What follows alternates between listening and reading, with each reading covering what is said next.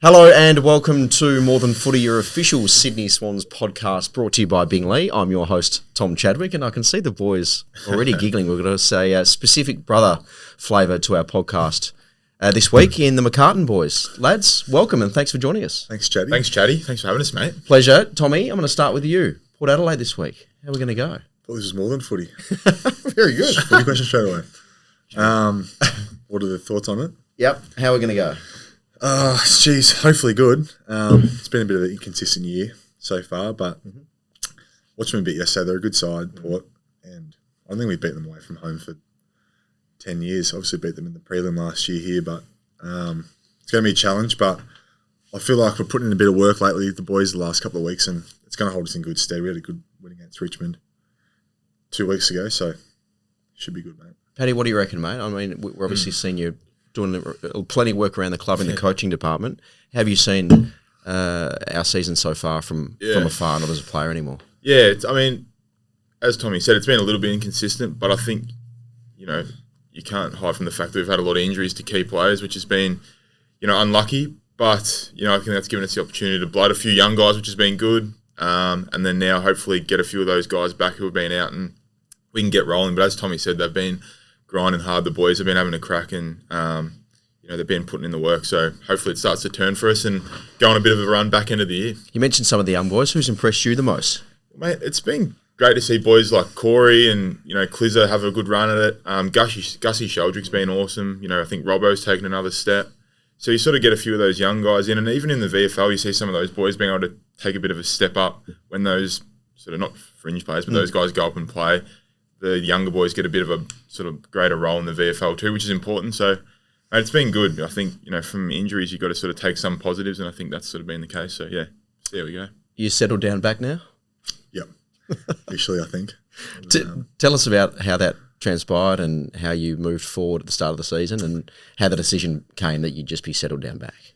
Yeah, it was in the pre-season. I was actually training as a forward. I just got put forward incidentally, and then Coxie just said, "Do you want to have a run down here?" This pre-season, and I was like, I heard a few whispers from boys that it could be happening. But I actually thought for a few years I'd love to just go have a run up forward, so I was all for it. Had a really good pre-season there. I actually loved it. Had good fun, and then, I guess had that pre-season game there against Gold Coast, and then a few games at the start of the year, but then just injuries and stuff kind of, Pal got injured in the Brizzy game, I think it was. Yeah, got rubbed out. And then I kind of went back and forward for a few weeks, and it was kind of a little bit hard just to get settled in a position. My mindset the whole time was just to do what Coxie and the team needed, so I wasn't really fussed. But yeah, in the end, I think it was just too many injuries and stuff, and got settled down back. What do you enjoy the most? I think just a change up was the best thing. Yep. Like I've been playing down back now for 5 years probably. Yeah. And I love it. Like I love playing on the best forward every week, but it's like a big role, and I kind of just enjoyed a bit of a change up. And like forward's probably a bit funner at times. You just run around and do what you want. Who's the most challenging opponent this year that you've played on as a forward? When you mentioned you love playing on the big guys, like Charlie Curnow's tough. Jesse Hogan, blokes like that, you've got to be really disciplined. They're just such good players, and they always get kicked too. So they're tough, but I do love the role. Like I've actually just enjoyed going down forward, and then I feel like I've got like another kick out of playing down back again. I've just gone down back and settled again, and really enjoying that. So I feel like it's been a good thing for me and the team. What about you, Paddy? A couple of years out of footy now. What's life look like for Paddy McCartin since you've finished up playing? Mate, it's been pretty good. I mean, I'm still very, very lucky that I'm involved here in some capacity, which is great. The club sort of kept me around, which I've loved, and I get to hang with the boys and sort of do a little bit of stuff with the boys in rehab, training, and a bit of sort of, not development stuff, but just an extra set of hands for the coaches, which has been awesome. And then I work for a company called Medtronic, which make the pump I wear. I'm a type 1 diabetic, for those people that don't know, and I'm sort of like an ambassador for them. / consultant. So I'll like say tomorrow I'm going down to Melbourne for the week, and I've got talks at hospitals and sort of presentations Tuesday, Wednesday, Thursday, Friday, Saturday down there, and do that kind of thing. So I sort of split between those two. So it's good, mate. I miss footy a lot, but it's terms of transitioning out, it's been pretty decent. How passionate are you about raising awareness of diabetes? Yeah, very, very, very much. I love it. Like, I think it's one of those ones where it's obviously quite a unique group of people that have type 1, but I think it's really important, especially with kids, to sort of let them know that they can do anything they want, and it doesn't have to stop you doing anything. And the technology is so amazing now. I try and sort of just push that out and let people know it's available and that it's there. So it's good, mate. Love it. Love all the diabetes stuff. And so your time in Melbourne, and you're saying you go to hospitals and you talk to kids. What type of messages do you try to get across to it varies. Young people? Yeah, it varies. So, like, say, I'll go to like all the main hospitals, like Alfred, Royal Children's, Royal Melbourne, all those, and I'll speak to like the endocrinologists and the sort of diabetes educators, dietitians, all those kind of people at those hospitals. And that's probably more, talking about what I did playing footy, growing up with it, as an adult, what I've done, and sort of the changes that the tech have made in not just my life, but say for like Tom and mum and dad and Charlie, my other brother, Chuck Man, who's in Geelong, and sort of the relationship they've got with type 1 now because of the tech and all that kind of thing.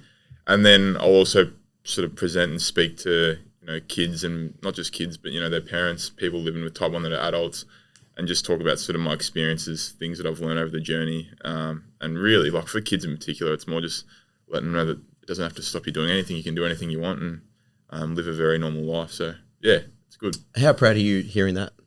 Yeah, super proud. I haven't really been able to come to one of his consultants. Consultancy pieces. I'd love to. I think mum and dad jump on every now and then. Yeah, just share, but yeah. And what have they said about it? I think it's more just how they've. Yeah, I did a presentation the other week at this. It's called like a CPT event, which is like all healthcare professionals, like endocrinologists, diabetes educators, sort of what I mentioned before, but from all over Australia, and they all came to Sydney. And I just thought, bugger it, I'll get mum and dad on Zoom because they're in Geelong, obviously in G-Town, and did a Zoom and sort of asked them all these questions in front of everyone. And yeah, it was pretty dope. I think they liked it. So yeah, I'm really proud. I obviously miss playing footy with him, but I think the way he's been able to help people with his experiences, and I've listened to a few of his podcasts, and he speaks really well, and he's very knowledgeable about diabetes, obviously. So yeah, he's doing a good job. You mentioned that you miss playing footy. Let's go back to how your career ended. I know it's a sensitive one. No, that's fine, bro. How do you look back on that period in your life? Yeah, I was pretty wild. Like even just coming up here, the whole thing happened pretty, like not quickly, but it was just a crazy few years. A lot happened. Like even that first year when I was up here, just in the VFL, we went into the hubs like during COVID, and I was lucky enough to go down into that. And then next year played and then finished up the year after that. So, yeah, it was nuts. But at the same time, like I actually felt great the whole time. I didn't have these really bad concussion symptoms or anything like that. I know you see some boys over the last sort of year or two that have really struggled with it, and I actually didn't have that. I just had a bit of a knock that was quite innocuous and sort of rattled me a bit on the ground that night. And then on the back of that, they sort of said that, yeah, that's enough. You're a bit more susceptible to them up than others now and have to wrap it up. So it wasn't my decision, which I think helped a lot as well. I didn't really have to live with like what ifs and things like that. It was their choice and the AFL's choice and the doc's choice. So yeah, it is what it is, mate. And looking back for yourself, mate, obviously you're talking about that Port Adelaide incident. How difficult was that for you as a brother who cares so much about Paddy and your family, I guess, for that few months period? Yeah, it was tough. I guess the only thing you care about as a brother, and probably for mum and dad the same, just for Paddy to be happy. And I think that period we got to play together, we look back and we're so lucky to be able to, although it was short, but we got to play in a grand final together. Yeah. That wasn't a great day, but played the full season together, some finals, and then sick.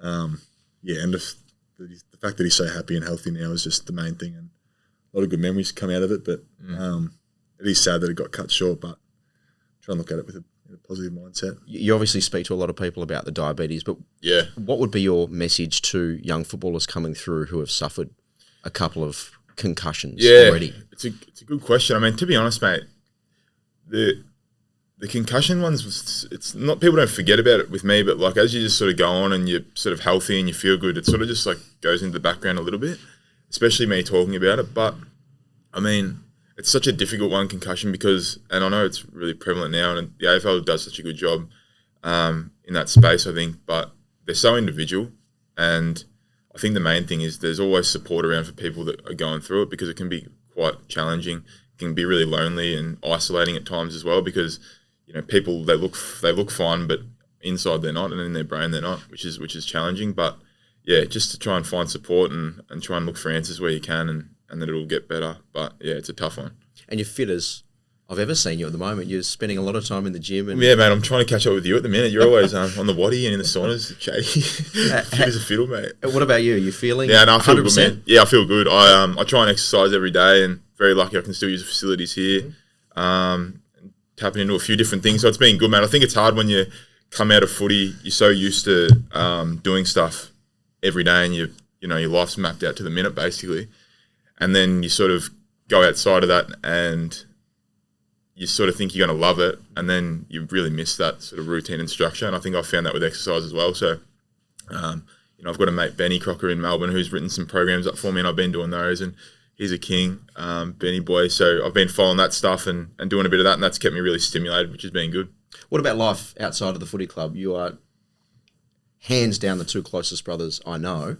Tell us about your closeness and your relationship also with your brother Charlie, as you've mentioned. Chuckmeister. He's a king. We actually should have. Do you guys ever argue? Like, I've got a brother, and we love each other, but geez, we argue a lot. Yeah. Like, you when we were young. Yeah. We used to belt the shit out of each other. But then I sort of got a bit older, because I'm 2 years older than Charlie, 4 years older than Tom, but Tom and Charlie are only like 14 months apart. They're like real close. So as I sort of got into my teenage years, I sort of stepped away with a few sort of hints from Dad to get out of the way a little bit, because I was too big, and then those two would punch on big time. But no, we're pretty close, mate, as you alluded to, and I feel very, very lucky that I get to be the boys' older brother. That's one of my favourite, not jobs, but things ever, is being these two older brothers. So it's sick, mate. Love it. Tommy, have you got travel plans with the boys in the off season? What does that look like? Yep. I've actually got Paps's Bucks in Hong Kong. Oh my god! I've just booked tickets to that. So that's after. That is terrifying. Yeah. How many people are going to that? Well. Probably 15. Oh no, the question's more who's going to come back. No, exactly. That was going to be next. Have you booked a return flight? Or are you just going to stay over there? No, we're just trying to figure out what we're going to do after. I might go travelling after that to maybe like somewhere chill, Fiji or something like that. And then we're just trying to sort out. Maybe go to we might go to Europe. Yeah, we might go over to me, Tom, Charlie might go over and do something in Europe together. Maybe like a music festival or something. Oh yeah, that sounds quiet. That sounds relaxing, doesn't it? But no, we're just sorting out. But Paps's Bucks is locked in. Okay. And then that's it. Yeah, you? No, I've got nothing planned actually. It's a good point. We might have to organise something. Yeah. Did you want to come to music festival? I'm a bit old for that, Paddy. Oh, thank you. Not about that. I'm a bit older than you boys. What about you boys on the weekends? What do you get up to in the eastern suburbs of Sydney? It's a good question, mate. There's plenty to do, but mate, to be honest, the thing I've loved about Sydney is just the beaches and the weather. I think obviously I lived in Melbourne for I was Geelong obviously, but I was in Melbourne for 5 or 6 years before that, and the winters and stuff are just off their head cold, like so freezing. So to come up here, and even today, like it's beautiful. You obviously can't see it in here.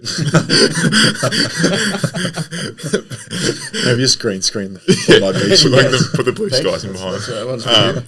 But nah, it's so good. I love it. Love cruising, and we live in Coogee, so not a bad part. Actually moving together next week, me and Pat. You're moving in together? Yeah. This is news. Whereabouts? Talk me through this. Coogee, Vegas.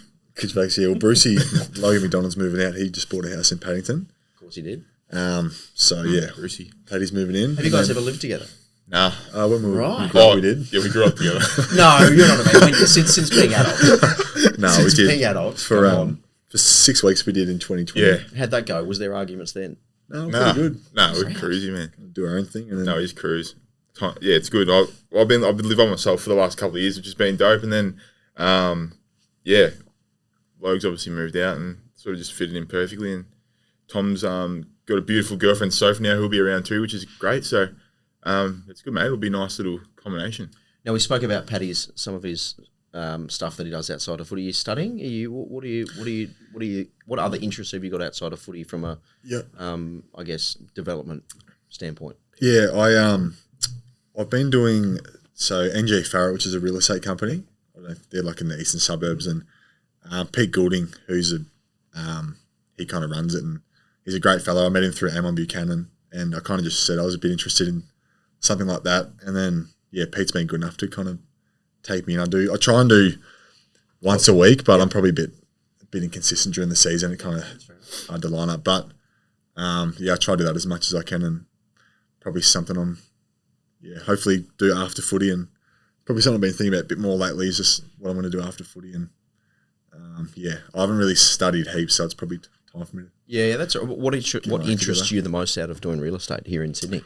I don't know. I've always had a bit of interest in property. I think probably as I was growing up, like when I was 18, 19, I purchased a property when I was 21 and kind of got a bit of interest from that. And I don't know. I just said to Amon one day that I was interested in, and he hooked me up with Pete, and it's been really good. Jake Lloyd's actually doing it as well this year. Right. But they're really good fellas at MG Farrah, so do that, and then not much else. Just hang out at the beach and go. Sophie's got a farm about an hour and a half north of here, so try and sneak up there as much as I can. Yeah, happy days. Hey, you mentioned Charlie. Chuckman. I hear he's a pretty competent footballer as well. Where's he playing? And do you feel as though AFL clubs should be looking at him? Mate, 100%. What's going on there? 100%, bro. He's playing for Geelong in the VFL, but Chuck, he didn't play footy for the best part of probably almost a decade, I'd say, like properly. He was a bit crook when he was a kid and had a few things going on. And I think the other thing that tied him with that is he just loves watching me and Tom play footy, so he sort of tapped into that a bit more, and then decided to go to Lawn last year and play footy down there with Ed Kerner and a few of the boys, and Mick Turner, the great man, who obviously rest in peace, he was one of the kings, but he got him down there to play, and it was a masterstroke because he dominated, and then he's playing in the VFL now for Geelong, and he's going really well. So, mate, I think they should for sure. He's 26, but plays good footy, and he's like Tom, like just a big fella. Yeah, where does he play? Off half back? Sort of second tall, Back. like he's kind of backman. So, so he's going well. The big fella, he's happy, which is the main thing. He's loved up as well with a girl called Soph, who's an absolute ripper.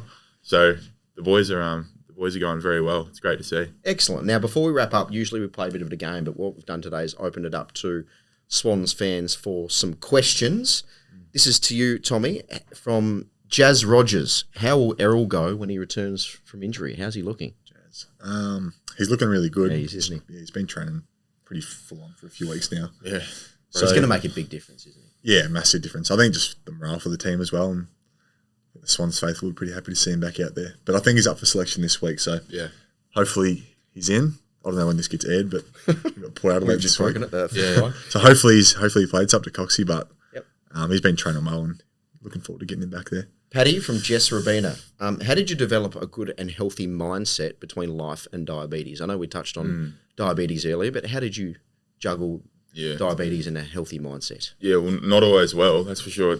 It's had its days where I really don't like it, but I think, as I mentioned before, with the concussion stuff, having a great support network has been the main thing. I've been so lucky, with mum and dad, Charlie and Tom. They're unbelievable, and even the footy club, a lot of the boys here. I got up and spoke to everyone about my diabetes when I first came to the club, and that was something that really helped me a lot. So, just a combination of all those things, really. Okay, from Zoe Black, what was the most memorable moment you guys had together when playing footy? Be it professional or as kids, what's the most memorable? I reckon that final against Melbourne. That was dope. Where we finished below them but knocked them off. We knocked them off. We rolled. That was a special win. That was I remember that. What was so special about that? After the game? What's that? What was so special about that Melbourne win? I think we just weren't expected to win. We were underdogs, weren't we? It was at the G, big final. That was sick. But I just remember us after the game. There's that footage of us. Yeah. That and the prelim, even the granny. Even doing the grand final parade together, in the Ute. His first game, presented first game jersey. Gave me my jumper on the. Was that a core, I think, because I thought Bud might have kicked his 1000th that day. I was out there, and that was elite. and even like Bud Stousen, that was sick. You're still quite close with Bud, aren't you? You spent a bit of time with him. How's the big fella going? Yeah, he's going. Now, really. I text Bud and I said, have you got any questions for the boys? But he hasn't actually got back to me yet. So. It's a deleted Surprise. To change his number or something. How's he going? Yeah, he's good. Yeah, he's going well. Big fella. He's actually training for marathon at the minute, so he's fit as a fiddle and going really well. So it's great. What did you make of his foray into media and podcast after? Mate, it's awesome. It's going so well. I think him and Crawford are doing such a good job with it. So, yeah, I've listened to all the episodes and it's going fantastically. So, yeah, it's awesome. Well, lads, thanks so much for sharing your stories with us, and it is wonderful watching you two grow as brothers, certainly inside this club, and hopefully we've given our fans a bit of an insight into how close you boys are. Tommy, good luck for the rest of the year, and Paddy, thanks for coming on. Thanks, Chatty. Awesome podcasting, mate. Yeah, thanks for having us on. Love it, boys. Appreciate it, mate. Hi, I'm Jasmine Lee, and Bing Lee is proud to be a sponsor of the More Than Footy podcast. Before I get bounced by Dad, don't miss our weekly Binger deals on now at Bing Lee. Go the Swannies. Good one, Jasmine. Thanks, Nana.